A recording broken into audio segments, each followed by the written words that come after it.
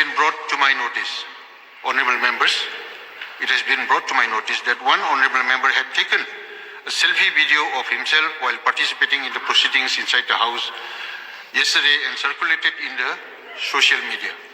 This is a breach of parliamentary practice and decorum, and also not in keeping with the spirit of the rules to be observed by the members as provided under Rule 275 of the Rules of Procedure and Conduct of Business.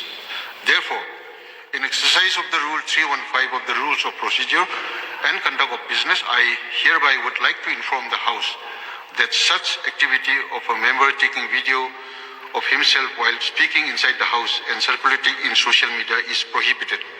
This is my ruling. Now we take up item number 2, short duration discussion.